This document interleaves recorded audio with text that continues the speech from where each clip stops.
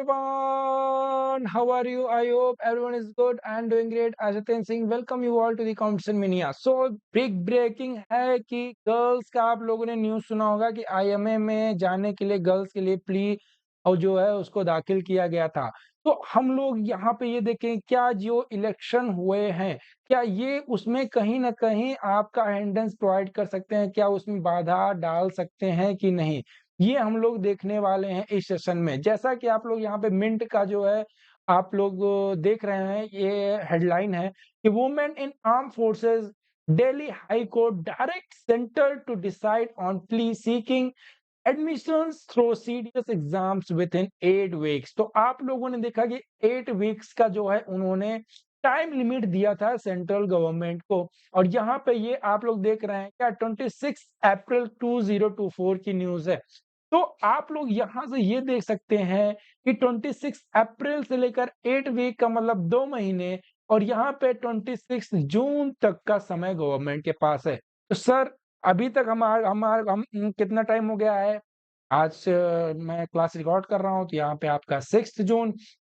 तो आप सभी लोग देख सकते हैं कि जैसे कि गवर्नमेंट के पास टोटल 20 डेज है, बट सर गवर्नमेंट तो अभी चेंज हो रही है या फिर कंफर्म नहीं हो रहा कौन बन रहा है, कौन पीएम बनेगा। फिलहाल नरेंद्र मोदी तो कंफर्म है, बट यहाँ पे भी कई अटकलें लगाई जा रही हैं कि जो नीतीश कुमार जी हैं वो कहीं इंडिया उसके साथ चले गए, फिर क्या होगा? फिर उसके बाद जो ये हाई कोर्ट ने दिया है उन्होंने बोला कि हाँ 8 सप्ताह के अंदर इस पे जो है कोई कुछ डिसाइड करो। उसको लेकर क्या होगा? टाइम लेट हो जाएगा या फिर कैंसिल ही हो जाएगा, इस बारे में क्या होगा? तो जैसा कि आप लोग देख रहे हैं दिल्ली हाई कोर्ट ने जो है इसके रिगार्डिंग यहाँ पे ये पूरा कंप्लीट नहीं है, जरा मैं इसको सामने लेकर आता हूँ आपके। हाँ, ये तो कंप्लीट है। यहाँ पे क्या कहा जा रहा है कि women in high court, women in arm forces कीर्तिमान Singh, the central government standing council informed High Court that union government is gradually taking step to include more women in armed forces। यहाँ पे केवल इतना बताया गया कि जो सेंट्रल गवर्नमेंट स्टैंडिंग काउंसिल उन्होंने बताया कि हाई कोर्ट जो है वो यूनियन गवर्नमेंट से ग्रेजुअली धीरे-धीरे जो स्टेप्स ली जा रही है, वो यहाँ पर आपका आर्म फोर्सेस में धीरे-धीरे ज़्यादा वुमेन्स को ले रही है, ठीक है? बट यहाँ पर अब हम अगर बात करें, तो स्टार्ट करने से पहले मैं आप बता दूँ आप सभी को कि हम लोग का पेड बैच इंस्टीट्यूट चल रहा है करंट अफेयर्स और इंग्लिश को लेकर, ठीक है? तो केवल 30 लिमिटेड सीट्स हैं, आप सभी लोग जिसमें हम लोग पूरा बकायदा आपका इंग्लिश के साथ-साथ सीए की प्रिपरेशन कराएँगे। तो उसमें जो है जस्ट 99 रुपीज़ में आपका पूरा quiz, practice plus mock test हर चीज़ जो है आपको प्रोवाइड कराई जाएगी, ठीक?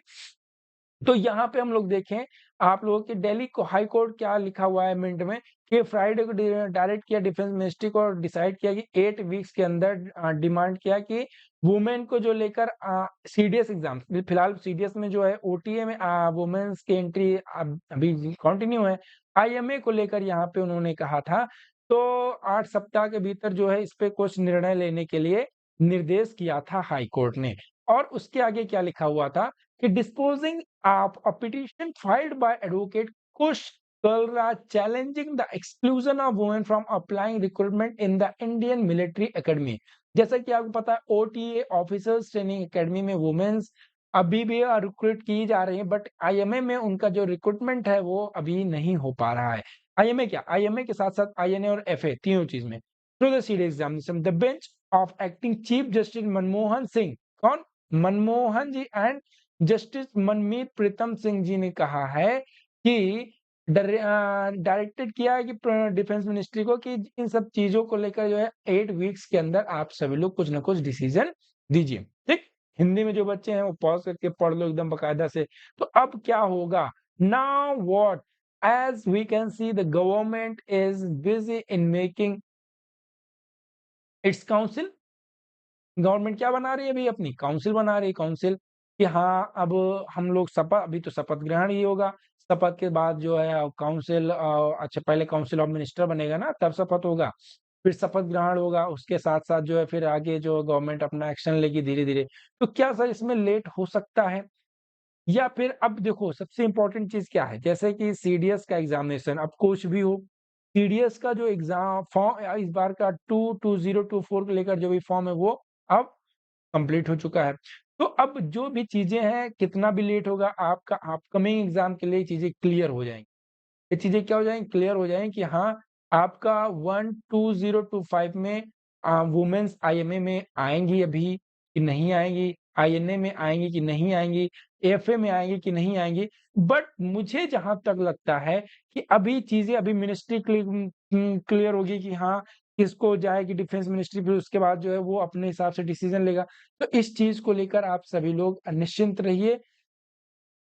स्लोली करके चीज़ें आपको क्लियर हो जाएँगी। आपको क्या लगता है? ठीक है, फिलहाल यहाँ पे लेट तो हो जाएगा, बट आपका क्या विचार है कि क्या वुमेन्स को जो है आईएमए मतलब ओटीए के अलावा जो भी आपके प्रेफ़रेंस होते हैं आईएमए, एफए, आईएनए उसमें वुमेन्स को लिया जाना चाहिए कि नहीं लिया जाना चाहिए? आप अपने जो आपके विचार हैं वो आप ज़रूर बताएँ। फिलहाल जो इस चीज़ को लेकर है वो अब मुझे तो लग रहा है कि लेट हो सकता है क्योंकि अब जैसे हाई कोर्ट ने टाइम दिया है वीक्स का, तो एक बार यहाँ पे इन लोगों के पास एक कह सकते हैं कि बहाना भी है कि हाँ सर, हम लोग की जो गवर्नमेंट थी वो डिसॉल्व हो गई थी, उसके बाद हम लोगों ने न्यू गवर्नमेंट फॉर्म की है, नई मिनिस्ट्री बनाई, इस वजह से थोड़ा लेट हो गया हम लोग को इसका आंसर देने में, ठीक है? फिलहाल आप लोग का जो भी होगा वो नेक्स्ट एग्ज़ामिनेशन में क्लियर होगा। आप सभी लोग इस चीज़ को निश्चिंत रहिए। आप अपने ओपिनियन बिल्कुल कमेंट में ड्रॉप कीजिएगा कि आपका ओपिनियन क्या है? गवर्नमेंट जो है क्यों गवर्नमेंट लेनी चाहिए, फिलहाल तो मैक्सिमम लोग को लेनी है, लेकिन अगर जो अभी तक नहीं ले रही है, वो किस वजह से नहीं ले रही? सबसे मेन चीज़ तो ये है, किस वजह से अभी तक नहीं ले रही थी? आप सभी लोगों के ओपिनियन देखने को मैं उत्सुक हूँ। चलिए बने रहिए हमारे साथ, स्टे कनेक्टेड। बस मुझे इतना ही आपको डिलीवर करना था कि हाँ, आखिरकार क्या है, क्या इसमें संभव हो पाएगा कि नहीं हो पाएगा? बने रहिए हमारे साथ, stay connected, stay safe, stay learning. मिलते हैं अगले वीडियो में। जय हिंद।